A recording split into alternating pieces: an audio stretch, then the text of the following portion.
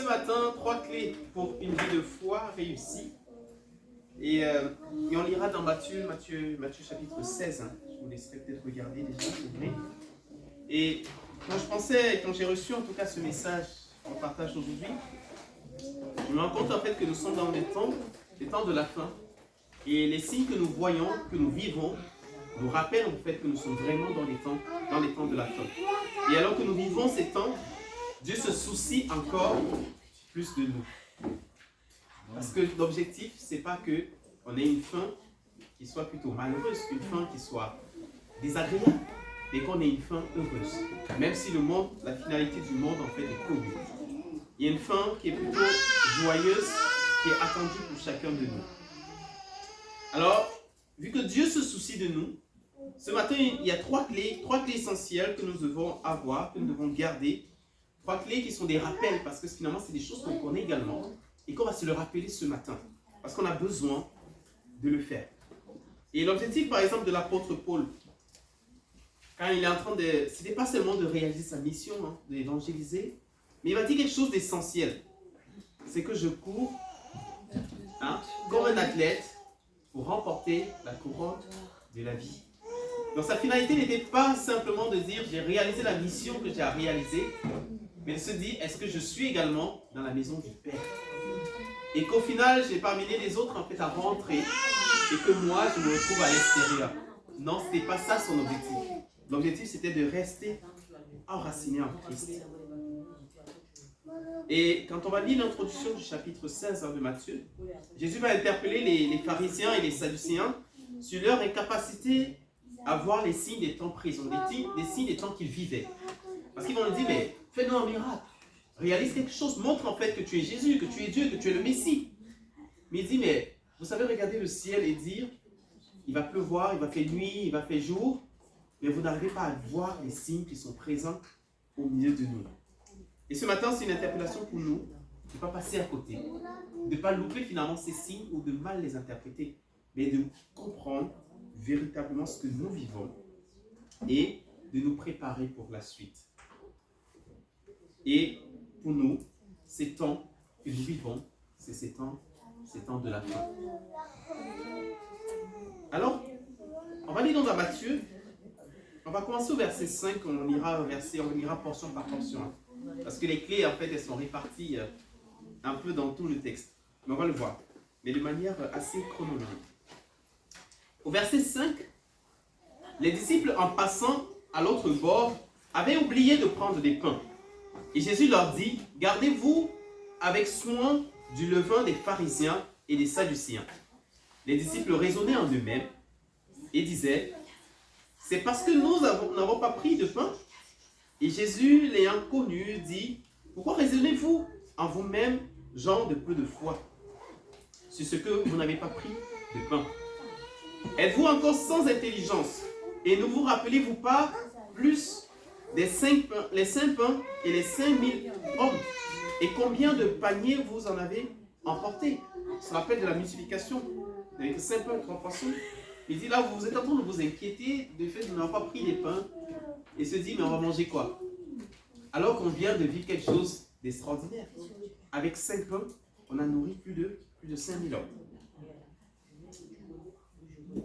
Et verset 10, ni les 7 pains des 4000 hommes, et combien de corbeilles vous avez emporté? Comment ne comprenez-vous pas que ce n'est pas au sujet des pains que je vous ai parlé? Gardez-vous du levain des pharisiens et des sadducéens. Alors il comprit que ce n'était pas du levain, du pain, qu'il avait dit de se garder, mais de la doctrine des pharisiens et des sadducéens. Amen. Mon premier point, ma première clé qu'on va garder, c'est se préserver des faux enseignements.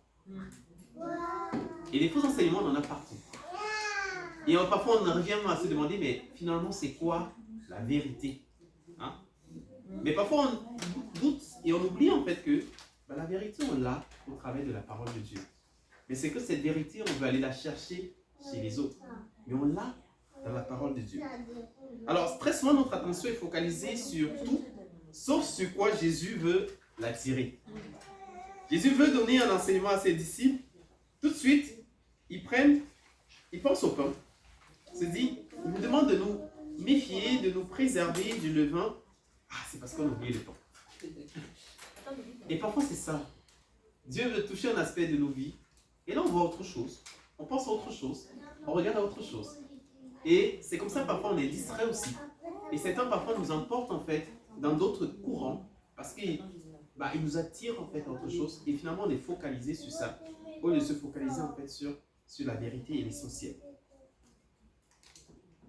Jésus va leur rappeler, mais est-ce que vous n'avez pas vécu des choses extraordinaires qui viendront aujourd'hui encore semer le doute dans votre foi? Il n'en est pas question. Alors, il y a des habiles qui savent dire d'un texte ce qu'il ne dit pas, en tordant le sens de ses paroles, ou tout simplement en le sortant de son contexte pour en faire un prétexte. Et nous sommes très exposés pour tomber dans ce type de piège. Et nous sommes interpellés aussi à pouvoir garder nos yeux fixés sur les Écritures, afin de ne pas tomber dans ces pièges qui sont autour de nous. Quelqu'un m'a dit un jour qu'on devait actualiser la Bible. C'est un livre qui a été écrit il y a plusieurs siècles en arrière, dans un contexte bien précis, qui s'adressait à des personnes bien précises, qui sont déjà dépassées.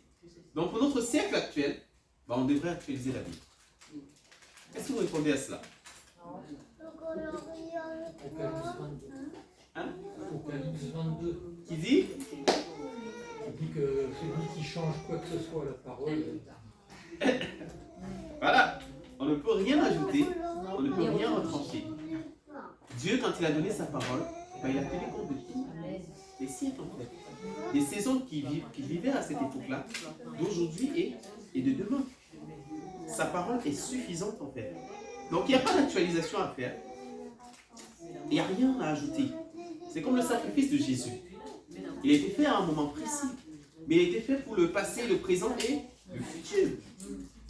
On ne peut pas dire que on va attendre un autre Messie, un autre Jésus qui viendra mourir à la croix pour nous. Il l'a déjà fait. Et de même que la parole de Dieu, elle est suffisante, elle est déjà donnée. Il n'y a rien à ajouter, il n'y a rien à extraire. Donc on a besoin de faire très attention à ne pas tordre le sens des Écritures, à ne pas sortir du contexte, ou à ne pas recevoir quelque chose qui vient en encontre de ce que la parole de Dieu nous demande de faire. Alors que j'étais étudiant, c'était plutôt au Cameroun.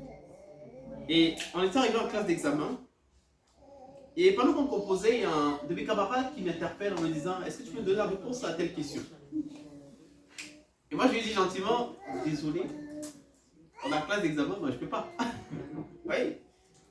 Et quand on a fini l'examen et qu'on est sorti, mais il était fou de rage, énervé. Et il m'a dit, mais franchement, il a compris en fait que je mettais en avant le côté spirituel.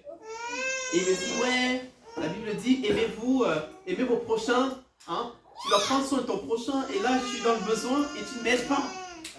Est-ce que c'est ça l'amour du prochain? Est-ce que ce qu'il dit est vrai, est faux? C'est pas faux. On doit aimer son prochain. Mais est-ce que c'est pendant l'examen que je dois manifester mon amour vis-à-vis de mon prochain en lui montrant ma copie? Je ne pense pas. Mais là encore, il dit une parole qui est vraie, mais dans un contexte qui n'est pas vrai. Et pour vous dire, ça m'était arrivé un peu plus tôt, je crois que c'était en classe de 4e ou 3e. Et j'avais une voisine, devant, elle était de l'autre côté, il y avait un petit espace qui séparait nos rangées. Et elle m'a dit de lui montrer ma copie et j'ai refusé. Et je vous dis, elle a arraché ma copie. Elle a arraché ma copie, elle a dit devant elle. Elle a copié, dès qu'elle a fini de copier, elle m'a balancé ma copie. Mais j'étais tout tremblant, je me disais, mais si je ne me souviens pas, c'est qu'il voit, je n'ai pas ma copie. Je suis mort en guerre. Mais voilà, gloire à Dieu. On ne m'a pas attrapé. On ne l'a pas attrapé non plus, mais bon. Mais j'avais tellement peur à cette époque-là. Mais, ouais. Tu me donnes ce que je veux. Voilà. Mais, et du coup, on vit des choses comme ça, des situations. Finalement, on vient nous rappeler, en fait. Voilà ce que dit la parole. Voilà ce que tu dois faire. Et là, tu te dis, mais si tu ne prends pas le réflexe, ça dit, je connais la parole. Et le contexte dans lequel tu es en train de l'amener, ce n'est pas la vérité. Et je ne peux pas le suivre, je ne peux pas le faire. C'est la même chose qui s'est passée avec Jésus. Quand il allait dans le désert et qu'il devait ôter. Le diable lui dit, il est écrit. Et Jésus te dit, il est aussi écrit. Remettons les choses dans leur contexte. Afin de ne pas se laisser emporter par des doctrines, par des courants qui ne sont pas la vérité. Et on a besoin de connaître cette parole-là pour pouvoir s'enraciner en elle et pour pouvoir la défendre.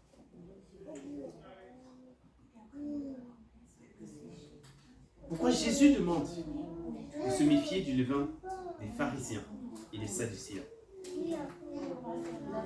Pourquoi il demande ça? Vous savez, le levain, je ne vous apprends rien. Hein. Il y a des fins pâtissiers dans la salle. Le levain, c'est comme un symbole d'influence ici. On dit un peu de levain fait lever toute la pâte. Et il y a ce symbole d'influence qui vient avec une fausse doctrine, une attitude en fait qui est plutôt corrompue et qui peut contaminer en fait le peuple. Et c'est ce que Jésus est en train de leur dire. Attention à ce symbole-là, attention à ce détail-là, attention à cette petite graine en fait qu'on néglige et qui va venir en fait s'aimer un trouble parmi vous. Parce que ça va vous amener vers quelque chose qui n'est pas la vérité. Elle va vous détourner avec cette simple fausse doctrine-là, avec cette attitude qui est corrompue. Et vous devez faire attention. Alors, deux en tout cas, typologies de personnes sont évoquées ici, les pharisiens. Alors, j'ai fait quelques recherches pour voir, mais c'est quoi donc ce levain qu'on peut avoir chez les pharisiens qu'on doit éviter à tout prix? Et de ce que je trouvais en fait, c'est que les pharisiens étaient remplis d'hypocrisie religieuse. Une hypocrisie dans leur façon de vivre leur foi. Leur hypocrisie est dans le sens où ils jouent à la piété extérieure sans transformation intérieure. Vous savez, il y a un verset où il dit, vous êtes comme des tombeaux blanchis. En gros, dans un tombeau, c'est quoi? C'est la mort, c'est un cadavre, c'est des ossements. Il n'y a pas la vie. Mais à l'extérieur, ça peut être tellement embelli, avec des fleurs, avec un jardin, avec tout ce qu'on peut voir de beau, mais qui finalement cache une misère à l'intérieur. Et c'est ce qu'il vient de dire en fait. Les pharisiens à ce moment-là, ils ont une apparence en fait d'hommes justes, bons, bien, adorables, gentils, sympas, mais intérieurement, ils n'avaient pas une véritable transformation chrétienne. Et c'était comme porter juste une enveloppe en fait. Je m'habille avec un beau costume et là on me voit. Mais en fait au final, je ne vaux pas mieux que ce costume-là. Vous voyez, je change l'apparence. Mais intérieurement, ce n'était pas ça. Ensuite, le formalisme en fait. Ils mettaient les traditions humaines au-dessus du cœur de la loi. Pour eux, c'était ce qu'on dicte en fait comme loi, nos traditions en fait, l'emportent en fait sur la parole de Dieu. Et au final, c'est pas ça la vérité. Méfiez-vous de ces choses-là. La fierté spirituelle. Ah Seigneur, je te loue de ce que je suis un serviteur. Je ne suis pas comme ces autres gars qui ne te connaissent pas, qui vivent dans le péché, dans le mensonge. Mais moi, je te sers et je suis digne d'être appelé enfant de Dieu. Méfiez-vous, dit Jésus. Leur tendance aussi à alourdir la vie des autres avec des règles qu'ils créaient et qu'ils imposaient sur les autres. Des règles qu'eux-mêmes n'appliquaient pas, mais qu'ils imposaient aux autres en fait en disant c'est ça la loi, voilà ce que vous devez faire. Et ils leur imposent en fait des choses qui sont assez lourdes alors qu'eux-mêmes ne sont pas capables de les appliquer. Et c'est prédit des règles qui viennent annuler la parole de Dieu elle-même. Juste parce qu'ils se focalisaient sur leur intérêt. Dans Luc chapitre 12 verset 1, Jésus va même préciser en disant le levain des pharisiens c'est l'hypocrisie. L'hypocrisie. Alors, hypocrisie religieuse pour les pharisiens. Maintenant, les sadducéens. Qu'est-ce qu'on dit en fait par rapport à eux? Alors, on les considère en fait comme des rationalistes incrédules. Les sadducéens étaient l'élite aristocratie du temple. Donc, ils avaient une grande responsabilité, une bonne responsabilité aussi, mais ils ne croyaient pas à la résurrection. Or, si tu ne crois déjà pas à la résurrection, en fait, tu as déjà tout faux dans ta foi. Hein? La Bible dit que le fait que Jésus soit mort et ressuscité, c'est pour nous le gage en fait qu'un jour, on sera dans la présence de Christ. Donc, la résurrection est l'essence même en fait de notre foi. Parce qu'on croit qu'un jour, on sera dans la présence de Dieu. Mais ils n'y croyaient pas. Ils disent, méfiez-vous de cela. Ils rejetaient aussi l'existence des anges et des esprits. Or, la Bible nous en parle. Méfiez-vous de cela. Ils acceptaient essentiellement certaines choses et ils rejetaient une bonne partie, en tout cas, de la doctrine en fait chrétienne. Ils disaient, ça, on l'accepte, ça, on veut le vivre, ça, on veut le pratiquer. Mais le reste là, non, ça ne nous concerne pas du tout. Et tu ne peux pas faire le choix de ce que tu vas suivre ou pas dans la parole de Dieu. Tu ne peux pas la dissocier. C'est tout ou rien. Soit tu es chaud, soit tu es froid. Mais si tu es tiède en fait, il dit je te vomirai. Il n'y a pas de choix à faire.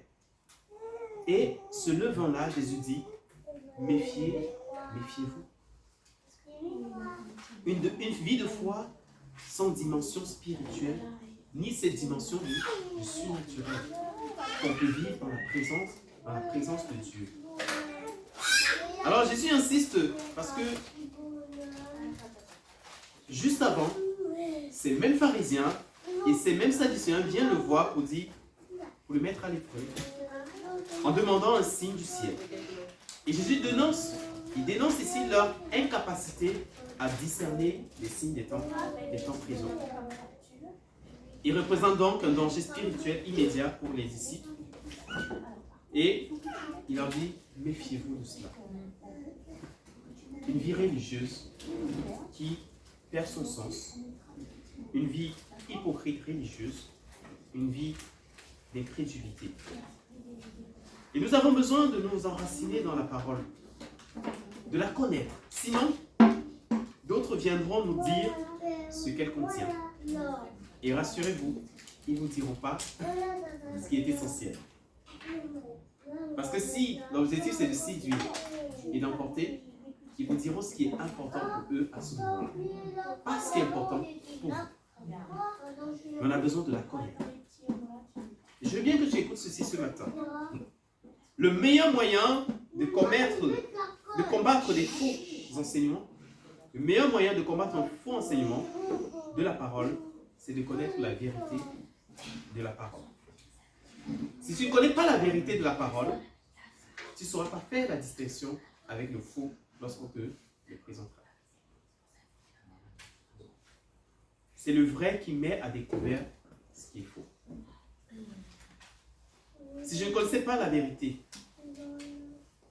et que je ne pouvais pas faire la différence entre ce qui est bon et ce qui est mensonge, par exemple dans mon cas que j'ai pris là, j'aurais dit à mon camarade, tu as raison. Je n'ai pas été un prochain pour toi. Je n'ai pas manifesté cet amour que je dois manifester pour toi. Mais je lui ai dit, non, t'inquiète pas, il n'y a pas de souci. L'entraide, moi je suis pour, à fond. Mais dès qu'on arrive en salle d'examen, c'est fini. On ne peut pas. Parce que les règles me l'interdisent en fait. Je n'ai pas la possibilité de t'aider à ce moment-là. Mais s'il faut qu'on révise avant et qu'on passe des nuits blanches, il n'y a pas de souci. On va le faire. Et même la Bible va nous dire, examiner toute prophétie. Mais sur la base de quoi on examine la prophétie? C'est sur la base de la parole, la vérité de la parole. Et j'ai envie de dire ce matin, soyons comme ces chrétiens de Bérée dont Actes parle. On dit ces juifs, dans Actes 17, verset 11, ces juifs avaient des sentiments plus nobles que ceux des Thessaloniques. Ils reçurent la parole avec beaucoup d'empressement et ils examinaient chaque jour les Écritures pour voir si ce qu'on leur disait était exact. Non seulement ils étaient dans la joie de recevoir la parole. C'était quelque chose de stimulant pour eux. Ils s'empressaient en fait de la recevoir. Et bien plus encore, ils disaient les gars, on va examiner si exactement ce que vous nous dites est vrai. Mais au travers de la parole de Dieu. Et ils se donnaient à cela. Et moi j'ai envie de dire ce matin, soyons comme ces chrétiens. C'est-à-dire, on ne veut pas être emporté par tout vent de doctrine. Être ballotté à gauche, à droite. À se dire finalement c'est quoi la vérité. Alors que la vérité on l'a dans la parole de Dieu. Et se dire, on veut chercher, on veut fouiller, on veut connaître, on veut comprendre. On veut saisir ces paroles. Alors c'est ça la première clé. La première clé dont on a besoin. Se préserver des faux enseignants. Et se préserver des faux enseignants, des faux enseignements, c'est de s'attacher à la parole de Dieu. Mon deuxième point, la deuxième clé, c'est rester à l'écoute du Saint-Esprit. C'est-à-dire notre temps de prière, notre temps d'intimité avec Dieu. Je vous invite à lire la suite. Donc au verset 13, toujours dans Matthieu 16. Alors, Jésus étant arrivé dans le territoire de Césarée de Philippe, demanda à ses disciples, « Qui dit-on que je suis, moi le Fils de l'homme ?» Ils répondirent, « Les uns disent que tu es Jean-Baptiste, les autres Élie, les autres Jérémie, ou l'un des prophètes. Et vous, leur dit-il, qui dites-vous que je suis? Simon-Pierre répondit, tu es le Christ, le Fils de Dieu vivant. Jésus reprenant la parole lui dit, tu es heureux Simon, fils de Jonas, car ce ne sont pas la chair et le sang qui t'ont révélé cela, mais mon Père qui est dans les cieux. Et moi, je te dis que tu es Pierre, et que sur cette pierre je bâtirai mon église, et que les portes du séjour des morts ne prévaudront point contre elle. Je te donnerai les clés du royaume des cieux. Ce que tu liras sur la terre sera lié dans les cieux, et ce que tu délieras sur la terre sera délié dans les cieux. Alors il recommanda aux disciples de ne dire à personne qu'il était le Christ. Amen. Qui dit-on que je suis? Qui est Jésus pour toi? C'est très pertinent en fait, les réponses qui sont données. Il dit, mais quand on écoute dans la foule, quand on marche au milieu des gens, voilà ce qu'ils disent de toi. Certains disent, tu es Jean-Baptiste, qui pourtant était là, était présent au même moment que Jésus, et qui avait été, décapité, du coup qui est mort. D'autres disent, tu es Élie, d'autres disent, tu es l'un des prophètes. Et moi j'ai trouvé ça, et d'autres disent aussi que tu es Jérémie. Moi j'ai trouvé ça très pertinent finalement, les réponses qui sont données. En gros, si vous voyez Jésus, je ne dis pas que Jésus est un prophète, bien sûr, là ils n'ont pas compris encore, mais se poser des questions, et s'ils se posaient ces questions-là et qu'ils apparentaient Jésus à l'un des prophètes, ou à Jérémie, ou à Jean-Baptiste, ou à Élie, c'est parce qu'il y avait un trait de ressemblance entre ces personnes. Pas un trait de ressemblance physique, mais spirituel. Moi je me dis, mais la manière dont il parle, on a l'impression d'entendre Jean-Baptiste quand il parlait. La manière dont il agit, on a l'impression de voir Élie, de ce qu'il annonçait, de ce qu'il proclamait, de ce qu'il disait. La manière dont il parle, on a l'impression de vivre les temps avec Jérémie. Parce qu'ils étaient tous conduits par un même Dieu, par un même esprit. Et là, il y avait l'ADN de celui qui est en Christ, de celui qui est en Dieu. Et on pouvait le voir au travers d'eux. Moi, je serais très heureux que je passe, on me dit, bah ouais, il fait comme Jean-Baptiste, ou il est comme Jésus. Ou... Ah, j'ai dit, mais je suis content. Mais si je passe et qu'on me dit, il fait comme Judas, ah Seigneur, faut que j'aille revoir ma foi, quoi. Vous voyez, c'est quelque chose de... Moi, j'ai trouvé ça extraordinaire déjà, à ce niveau-là. De se dire, ils réussissent à voir un trait de ressemblance entre chacune de ces personnes, conduit par un même esprit, conduit par un même Dieu. Je trouve ça tellement beau. Et Dieu est fidèle en sa parole. Il ne fait objet d'aucune variation. Et à l'inverse, dans Acte 19, verset 15, on nous parle des fils du Séva qui ont entendu parler, qui ont vu des choses qui sont réalisées, notamment avec Paul et tout, ils disent, ah, nous on fait pareil. Et là, ils ont trouvé un cobaye, un gars qui était habité par d'esprits mauvais, qui vient, qui dit, voilà, nous on va te délivrer des démons, sors. Et là, ça s'est mal barré pour eux. Et là, le démon, l'esprit malin, ça c'est au verset 15, il dit, je connais Jésus, je connais qui est Paul, mais vous, qui êtes-vous?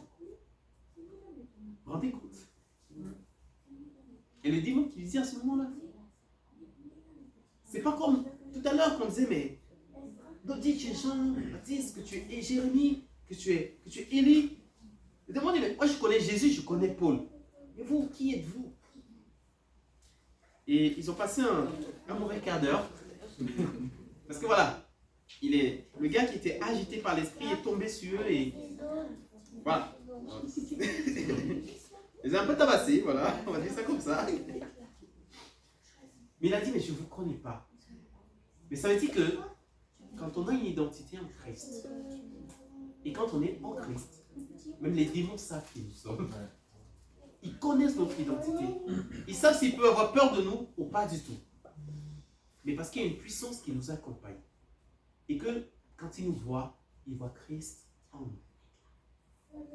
Comme avec ces personnes, tu te dis, mais t'es Jésus, t'es Jean-Baptiste, t'es Élie, Il faut quand ils voient aussi qu'ils disent, les gars, n'entrons pas ici.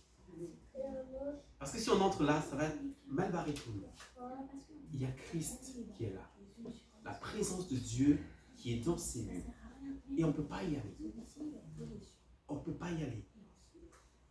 Il avait dit même, les démons savent.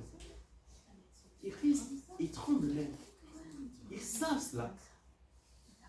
Ils savent cela. Et Jésus ira plus loin. Au-delà de l'identité, il ira plus loin. Et vous, quelle est votre pensée vis-à-vis de moi? Qui suis-je? Qui suis-je pour vous? Qui suis-je pour toi? Et la question peut nous être posée ce matin aussi. Et Jésus qui te dit, mais qui suis-je pour toi? Et là, quand on va répondre, en fait, te dit, mais tu es le Christ, tu es mon Seigneur, tu es mon Sauveur, tu es mon ami, tu es tout ça. Il peut aussi nous poser la question, mais est-ce que cela se reflète dans ta vie de chaque jour? Que je suis ton Christ, que je suis ton Seigneur, que je suis ton Sauveur. Je ne sais pas si vous voyez un peu ce que je veux dire. Et tout cela, je vais vraiment tomber dans l'aspect intimité avec Christ. Parce que si Jésus, c'est mon Seigneur, c'est mon ami. Mon ami, j'ai besoin de passer du temps avec lui. Si je passe pas du temps avec mon ami, à un moment donné, un peu l'amitié, un peu, c'est filoché là. Mais on a besoin de l'entretenir en fait. Et si Jésus est mon tout, en fait tout ce que je fais, je vais le faire avec lui. Vous voyez? Et il va toucher cet aspect intime en fait. Et on va se rendre compte que Pierre a reçu une révélation à ce moment-là. Une réponse que Jésus apprécie. Tu es le Christ. Tu es le Messie. Et Jésus dira, ce n'est pas la chair ni le sang qui t'ont révélé ces choses. Mais c'est mon Père qui te l'a révélé. C'est le Saint-Esprit qui t'a révélé ces choses-là. Au final, on se rend compte qu'il y a une différence entre le moment où on se laisse en fait conduire et embarquer par notre propre chair et le moment où on se laisse conduire par le Saint-Esprit. Mais s'il va recevoir des révélations, s'il doit recevoir des choses, c'est parce qu'il passe des moments d'intimité également avec le Père. C'est parce qu'il passe des moments d'intimité avec Jésus. Si nous voulons recevoir des choses du Saint-Esprit, les amis, nous devons aller dans l'intimité du Père. Et Jésus est celui qui nous fait connaître l'intimité du Père. Je crois en fait que Dieu veut se révéler à nous. Mais si nous ne sommes pas dans sa présence, si nous ne cherchons pas sa face, si nous n'allons pas dans son intimité et que nous sommes dans des bruits, au point de ne pas entendre sa voix, on ne saura pas ces choses qu'il veut nous révéler, alors qu'il veut nous parler, alors qu'il veut nous dire des choses. Comment pourrions-nous entendre Dieu nous parler des projets qui concernent notre Église, qui concernent notre ville, qui concernent notre famille, si nous n'allons pas chercher dans l'intimité du Père? On a besoin de le faire. On est dans un projet qui grandit, dans lequel on travaille. Et tous ensemble, on a besoin d'aller chercher la face de Dieu, d'aller chercher pour dire, Seigneur, comment devons-nous agir dans cette ville? Que devons-nous faire? Dans ce quartier, que devons-nous faire? Comment tu nous conduis? On a besoin d'aller dans l'intimité du Père pour chercher ces choses. Nous avons besoin d'entretenir une relation étroite et personnelle avec Christ, avec la personne du Saint-Esprit. Aller dans l'intimité du Père. Connaître quelqu'un, ce n'est pas simplement savoir qui il est, de connaître son nom, de connaître où il est né, mais c'est d'aller plus loin dans l'intimité pour découvrir ce que les autres ne savent pas. Parce que si j'ai une amitié intime avec quelqu'un, je saurai ce que les autres ne savent pas. Si je sais simplement qu'il aime s'habiller en bleu, si je sais simplement qu'il aime bien se lever tôt ou autre, je ne serai peut-être pas différent des autres qui le voient passer en fait chaque jour. Mais parce que je serai dans l'intimité, je vais recevoir bien plus que ce que les autres ne voient pas. Parce que c'est le Père lui-même qui me le révèle. C'est en allant dans l'intimité du Seigneur qu'on reçoit ces choses de sa part. Comme ce même Pierre, qui plus tard aussi va recevoir une révélation de Dieu lorsqu'il doit aller à la maison de Corneille. Il a fallu que Dieu se révèle à lui pour lui dire, ne considère pas impur ce que j'ai considéré comme étant pur. Parce que mon salut, il est ouvert.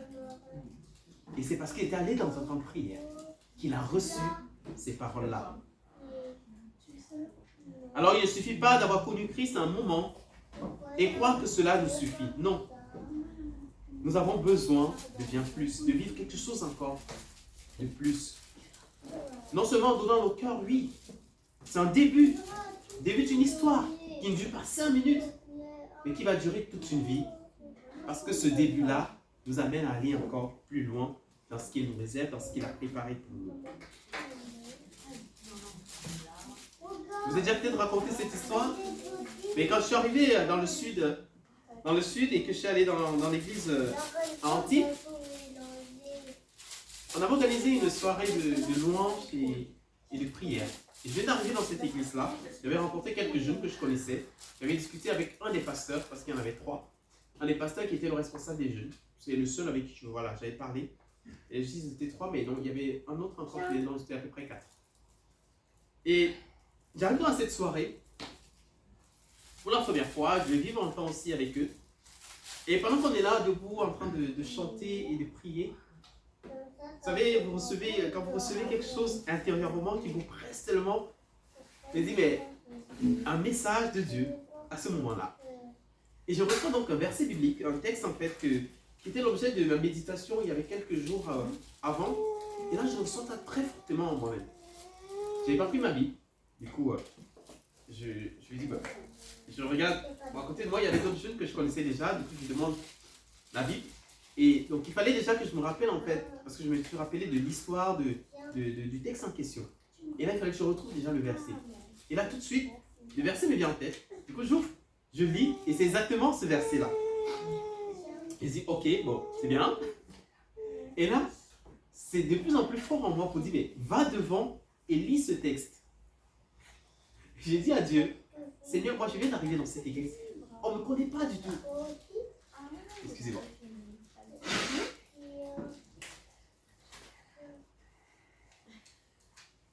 Je dis, Seigneur, je viens d'arriver dans cette église, on ne me connaît pas du tout.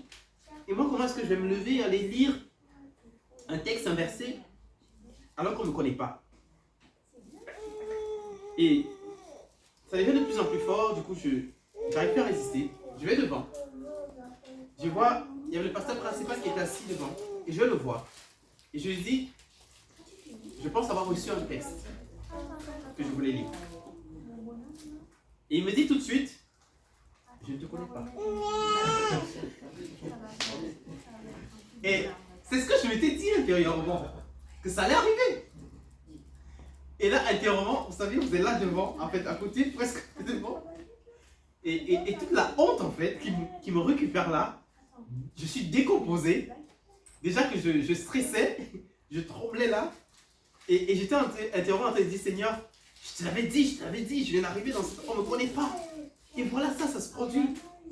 Et là, j'essaye de faire un mémo. Oui, je viens d'arriver dans l'église, ça fait quelques temps. Je m'appelle José. Et ça n'a pas duré quelques secondes en fait. Il m'a tendu le micro. Il me dit, va et lis ce que tu as reçu. Et j'étais tout tremblant quand même. Je suis allé, j'ai lu. Et c'était le texte du coup sur Paul et Silas qui est en prison. Et pendant qu'ils sont mis à louer, les chaînes ont été brisées. Et j'ai lu ça. Et au moment où je finis de lire, je lui remets le micro. Il dit, merci Seigneur, merci José. Et je vais m'asseoir. Et je vous assure, toute la soirée, en fait, a basculé sur ce texte, en fait. Priez vraiment que tes chaînes soient brisées, et toute la soirée. Et à la fin de ce moment, il y a un autre pasteur qui vient me voir, il me dit, José, c'est le texte qu'on attendait. Intérieurement, j'étais content parce que j'ai délivré le message que j'avais reçu. Mais j'étais stressé, j'étais décomposé à ce moment-là quand j'ai vécu ce ton-là. Mais j'étais heureux, j'étais content de dire, Seigneur, j'ai reçu quelque chose et j'ai délivré ce que tu voulais délivrer pour ton peuple, pour l'Église. Et Dieu veut se révéler à nous, bien plus encore.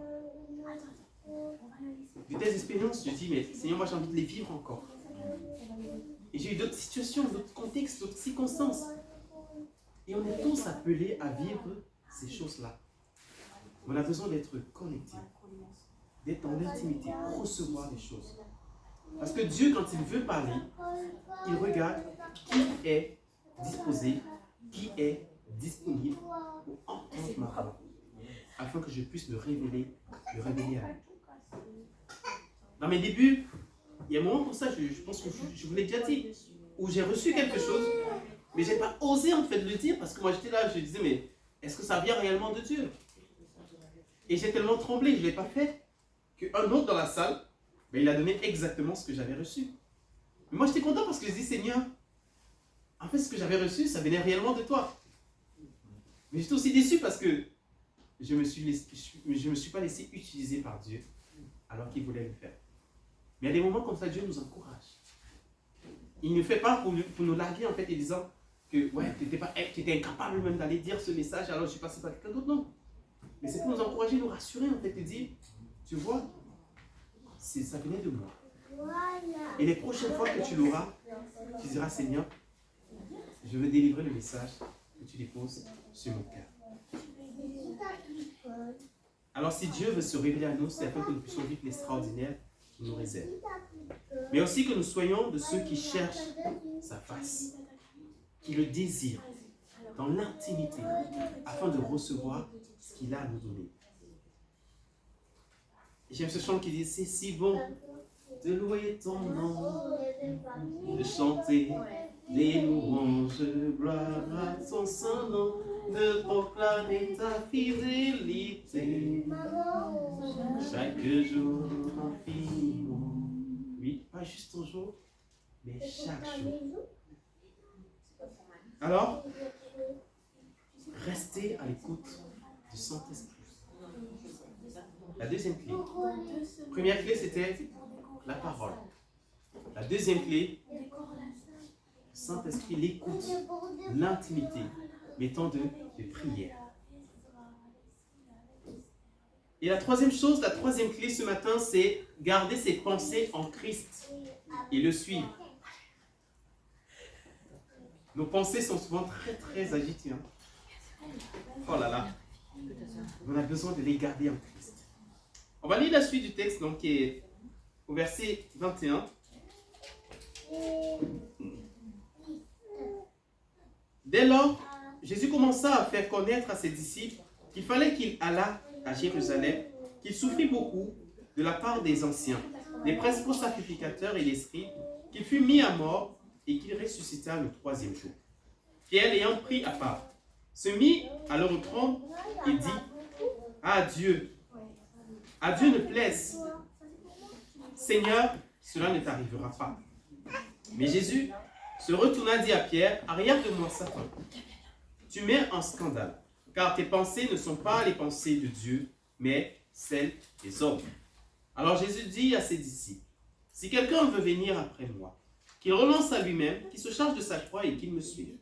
Car celui qui voudra sauver sa vie la perdra, mais celui qui la perdra à cause de moi la retrouvera. Et que servirait-il à un homme de gagner le monde entier s'il perdait son âme? Ou que donnerait un homme en échange de son âme? Car le Fils de l'homme doit venir dans la gloire de son Père, avec ses anges, et alors il rendra à chacun selon ses œuvres. Je vous le dis en vérité, quelques-uns de ceux qui sont ici ne mourront point, qu'ils n'aient vu le Fils de l'homme venir dans son règne. Amen. Gardez ses pensées en Christ. On a ce même Pierre qui une première fois dit: mais tu es le Christ, tu es le Fils du Dieu vivant. Et qui là, Jésus lui dit: arrière de moi, Satan. Alors qu'il lui dit au départ: tu as reçu une parole de Dieu. Pour dire, c'est pas un seul instant en fait. Mais il faudrait que nos pensées restent en fait centrées sur Christ. Au départ, il lui dit: ce n'est pas la chair ni le sang qui t'a révélé ces choses. Mais là, il lui dit: tes pensées ne sont pas les pensées de Dieu, mais celles des hommes. Attention, Pierre. À un moment donné, tu te laisses inspirer par Dieu. Mais là, maintenant, tu te laisses inspirer par ta chair et par ton sang. Pour dire, il faut que nos pensées restent en fait focalisées sur Christ. Et qu'on ne donne pas l'occasion toujours à notre chair de nous dicter comment les choses doivent être faites. Se dit, je le sens comme ça, je le ressens comme ça, je fais comme ça. Mais est-ce que ce que je ressens, c'est conforme à ce que la parole de Dieu nous dit? Et nos pensées, c'est un gros défi. Combien de fois ils nous font voyager? Oh là là. On a besoin de les centrer sur Christ. La marche par le Saint-Esprit n'est pas une histoire de quelques secondes ou de quelques minutes, mais une vie entière. Une vie qu'on doit entretenir. Il y a un prix à payer, consistant à porter sa propre croix et suivre Christ. Chaque jour. Alors, il y a quelques jours, je vais prendre le train pour aller en Alsace pour un CA du refuge. Et là, ce matin-là, j'avais pris mon train, je crois que c'était 7h18, donc j'avais pris les précautions pour arriver à temps à la gare, pour prendre mon train. Et ce matin-là même, je suis arrivé à l'avance pour prendre le train d'avant. Et j'arrive à la gare, on me dit, pas de train. Il y a la tempête Benjamin qui était passée. Et elle avait fait des ravages sur ça. Ça s'appelait Benjamin la tempête? Elle s'appelait Benjamin la tempête. C'était la tempête Benjamin. Et là, du coup, je peux prendre mon RER. Et là, je suis stressé, je me dis, purée, je vais rater mon train. Et là, tout de suite, je dis, je vais prendre un Uber. Et là, je commande un Uber. Et pendant que je commande un Uber, je vois qu'il va mettre, je crois, 9 minutes pour arriver. Je dis, mais c'est trop long. Et là, je vois un bus arriver. Je dis, dans ma tête, les équations se mettent en place. Vous savez, ah oui, si je prends le bus, je vais arriver jusqu'au centre commercial. Et si je vais au centre commercial, je vais prendre le tram. Et le tram va m'amener jusqu'à à Paris-Orly. À Orly, je vais prendre le métro 14. Et je pense qu'en faisant comme ça, je vais vite arriver. Et là, tout de suite, j'annule mon Uber, je prends le bus.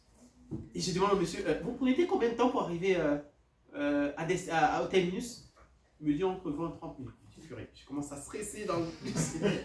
Pourquoi j'ai laissé mon Uber pour aller prendre ce bus? Et là, tout de suite, je regarde le trajet. Je dis, si j'arrive là-bas, je serai en retard, je vais rater mon train. À un moment donné, j'arrive à un arrêt, je dis, moi je descends. Je descends du bus. Je regarde un nouveau Uber. Et là, il met encore du temps pour arriver. Purée, et il tourne. Mais je dis, mais ce gars, il est où? Et j'arrive, il arrive, j'entre. Et il met encore du temps. Il me dit, vous allez où? à la gare, j'ai bien marqué et tout. Ah, ok. Est-ce que vous pouvez taper l'adresse? Je tape l'adresse. Et il dit, oh non, non, si c'est l'adresse, ça va, il n'y a pas de souci. Mais je crois qu'on a pris peut-être 4 minutes là, avant de décoller. Et je là, je disais, mon train, c'est bon. Et par la suite, quand on avance, je me disais, mais je pense que je connais un peu cet endroit. Et en fait, j'avais pris le bus de la gare, qui avait fait le tour, puisque je le prends par le bas, vous savez, on est à Atismont, donc il y a des endroits hauts, pour ceux qui ne savent pas. Et donc, je prends le train, j'avais pris le bus, il a fait le tour en fait, il m'a ramené pas très loin en fait de chez moi, donc un peu plus en hauteur. Donc, c'est quand je prends le taxi que je me rends compte en fait que j'étais juste en haut de la maison. Quand il avance, que je me rends compte que j'étais juste en haut de la maison. Et là, je disais, en fait, j'ai perdu un temps fou. En fait, à ce que le bus fasse le tour pour me ramener en fait, toujours en fait, où j'étais, et pour repartir avec moi. Bon, je me suis rendu très très vite compte que j'allais rater mon train. Donc, je suis allé sur l'application, j'ai changé pour prendre le train d'après. Donc, j'ai payé pas grand chose. Mais en plus de ça, ma réunion, finalement, on a dû la décaler pour attendre que j'arrive afin qu'on me récupère pour aller à la réunion. Tout ça pour dire, quand on arrête d'écouter le Saint-Esprit, on rentre dans un état d'incertitude, de doute, de panique. Et on finit même par faire des mauvais choix. Comme Pierre l'a fait à ce moment lorsqu'il met Jésus, il amène Jésus à l'écart. Juste parce qu'à un moment donné, on se focalise sur nous-mêmes, sur nos capacités, sur nos attitudes. Et on est tellement entré dans cela que la panique, la peur, la crainte et tout ça nous fait oublier qu'on a la présence du Saint-Esprit avec nous. Et qui peut-être nous a parlé la première fois. Il nous a dit, vas-y, fais comme ça. C'est pas pour rien que tu t'es levé tôt, que tu es arrivé à la gare à ce moment. J'ai conduit les choses et maintenant, ne prends pas le train, n'attends pas ça. Ou attends, peut-être le train va venir. Ou agis comme ça. Mais lorsqu'on oublie et qu'on passe à côté de ce que le Saint-Esprit veut nous dire, il vous arrive ce qui m'est arrivé. Et la Bible dit, marchez par l'Esprit et vous n'accomplirez pas les désirs de la chair. Nous avons un avantage que nous utilisons très peu, très mal ou pas du tout. Et cet avantage, c'est le Saint-Esprit qui est en nous. On a besoin de l'écouter davantage. Attention à tes pensées, attention à tes réactions, attention à tes sentiments, attention à ton attitude. Est-ce que c'est focalisé sur Christ ou je les focalise sur moi-même? Restons connectés au Saint-Esprit. Car il veut nous guider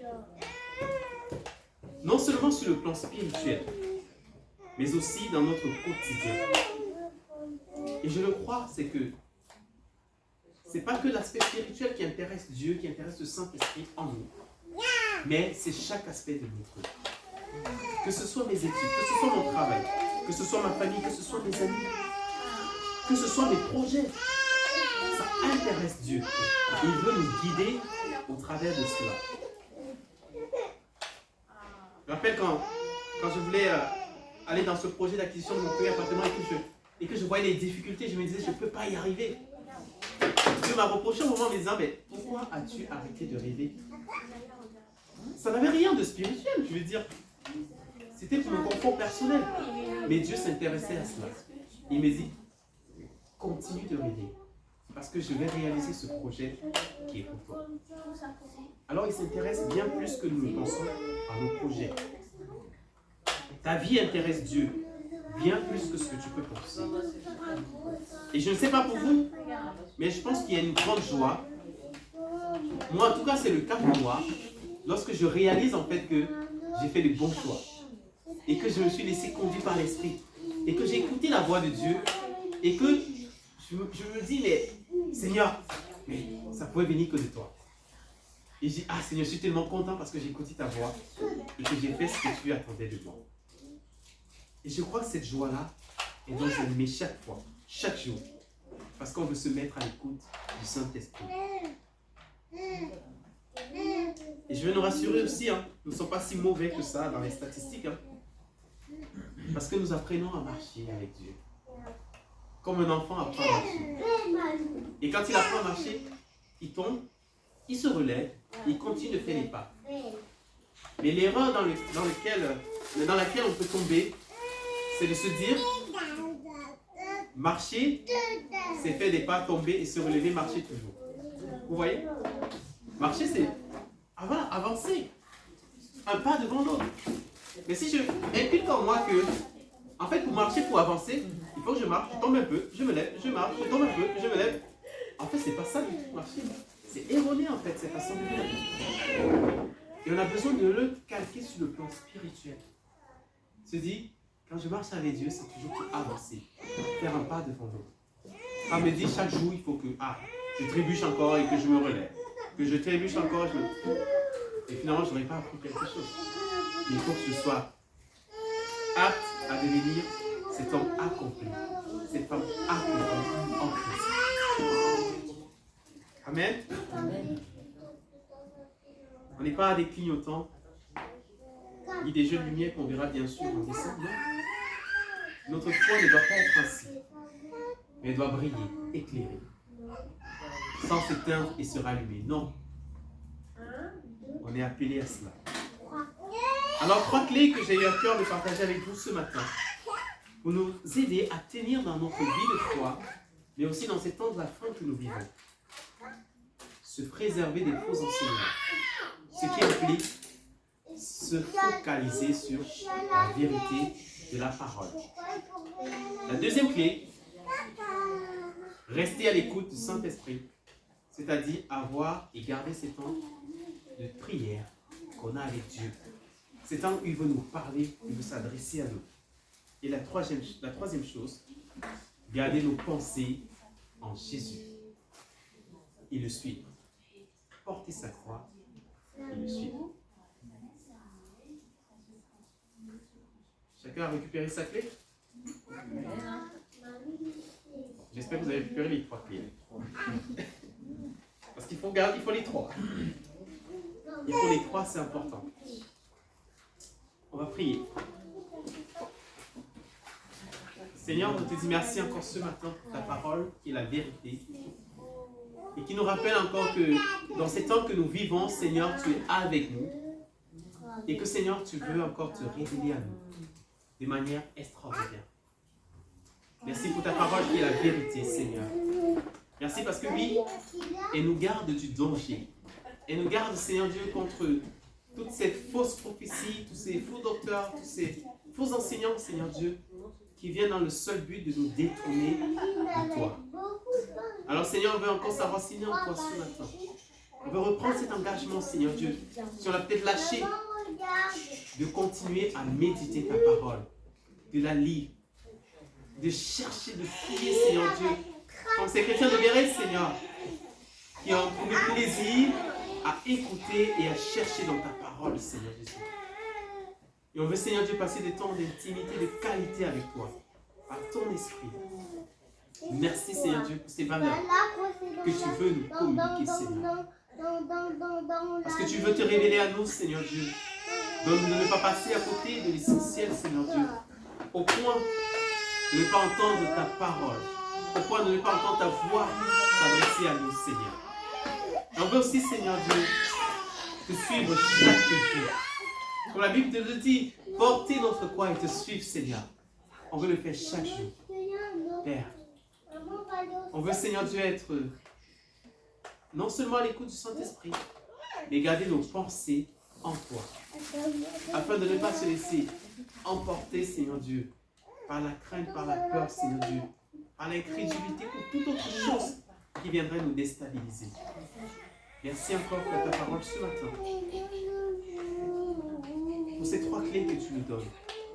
Et que toute la gloire te revienne. Au nom de Jésus. Amen.